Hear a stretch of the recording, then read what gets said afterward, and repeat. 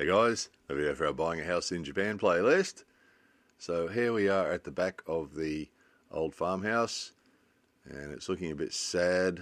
Want to give it a paint, but there's a couple of places here. It's these window boxes, the boxes that contain the storm shutters and also where the sliding windows go into when you open the sliding windows. So mostly there the tin has sort of got really rusty. The rest of it's sort of okay. So it's really those boxes outside each window that really need to have something done with them before the painting can be done. So enlisted the help of the unskilled labourer to undertake this really noisy job. So it's super noisy removing the tin. That's a little pinch bar, little crowbar and a hammer. So bang, bang, bang onto the head of the nail and then crank as it pulls the nail out. So it's a combination of bang, bang, bang and this horrible screeching noise. And it all seems to be amplified through the tin. Really noisy carries on it is. So all the nails out, the rusty metal out.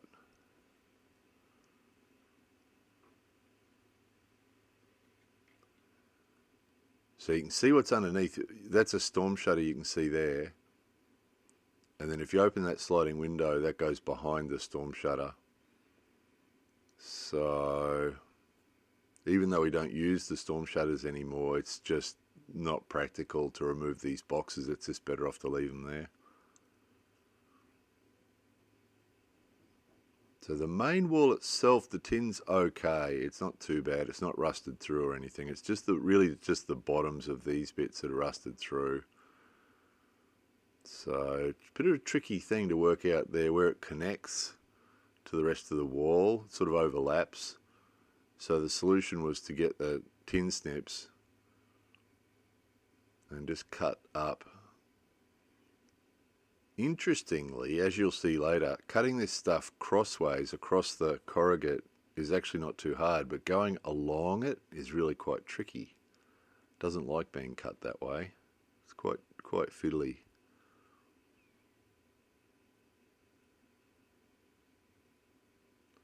So cut that rusty bit away where it joins onto the wall. Just leave a little bit there so we can overlap onto it. Bang, bang, screech, screech. Noisy business it is. So those frames, pretty good condition. Just along the bottom there was a bit dodgy. So spent a bit of time putting screws in.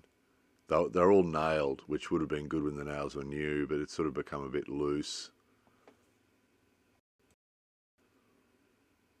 So I put some fairly decent screws in, tightened it all up. And then had a good look in this corner here where it joins on, like where are we going to nail to there? Behind that there wasn't much to nail to in there, so got out the nail gun and a bunch of scrap wood and sort of packed it in there a bit, nailed it all in, try and give us a better surface to nail into for that corner. Pretty fiddly job.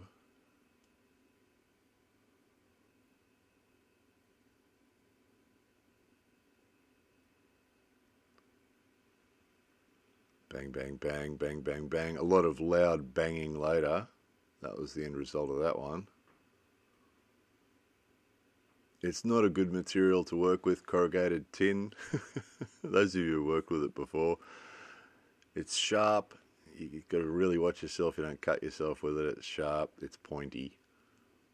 It's noisy. It's really noisy material. Really felt for the neighbours. It's like a big drum. When you hit a nail into it, the vibration goes right through it and makes a real racket. And then removing this old stuff too. That's why the earmuffs eventually went on. It's like, no, I don't want to hear this anymore. There's too much noise. There we go. That made it better. So some pretty tricky bits here. There's some fairly interesting shapes and overlaps and clever ways that it was put together.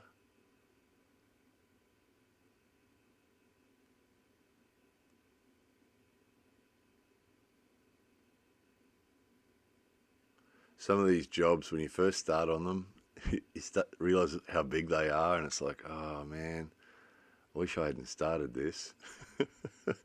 And you keep finding things too. It's like, oh, look at that, that's dodgy, and oh, that's dodgy. Got to fix that before I go any further, and got to fix that before I go any further. And they get right out of hand. So same thing again, fixing that frame, putting some screws in, putting some serious screws in there, making it stronger. And that first nail too, trying to hold it up and get that first nail in, very tricky. You want to keep it just where you want it. And try and get that nail in. It's pretty tricky business.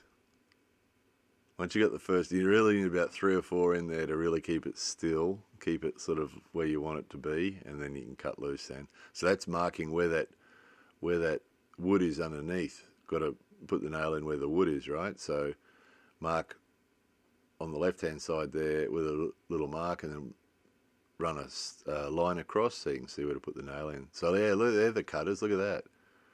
Some of you might have seen them 10 years ago. We used those to cut up some tin. Here we are again, break out the cutters again. But they're magic, those things. You need a fairly decent grip on you to do it, but they're just perfect. You just put them in the grooves and off you go. Cuts it like scissors. Brilliant thing. We actually used to cut this stuff up with a power saw, but it just little bits of metal flying all over the place and noise, and it's doesn't have a real good result either. This ends up with a good result, but yeah, cutting lengthways, that's really tricky. Going lengthways across the ridges is much easier for some strange reason. Anyway, did it. Trying to hold it up and get that first nail in again. The rest of it's a one-man job, but that particular getting that first nail in could really go another person. And then off we go, bang, bang, bang.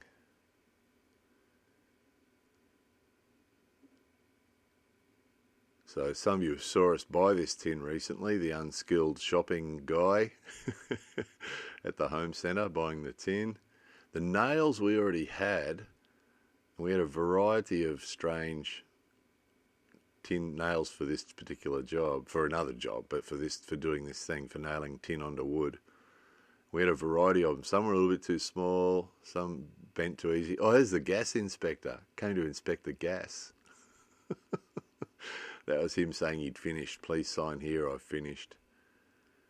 Your gas is safe, your gas system's safe. So look, this is where we've got to so far, okay? We had a few other things going on, so it was sort of a bit of a part-time job getting this done. So this is what it looked like before. Yeah, pretty dodgy.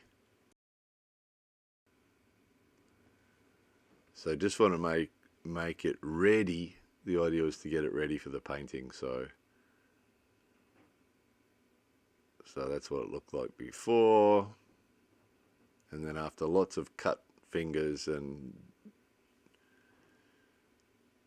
hitting the finger with a hammer, that's what it looks like now. The unskilled hammerer, the unskilled hammering guy ended up with a sore pointy finger on the left hand from the occasional missed swing of the hammer. So that all went reasonably well. This one up at the end here was pretty tricky. You had to go around the corner. That was a bit tricky, getting it to go evenly around the corner and look okay. It sort of worked okay, didn't it? So that's probably just about ready for a coat of paint now. So we can break out the spray gun and the can of water-based paint. That's an inside joke for those of you who know about that thing. The water-based paint will be a pleasure. Put a little bit of water in there to water it down a bit, and then we'll start spraying. And that will be the next video from the old farmhouse. Anyway, there was that. More videos coming soon.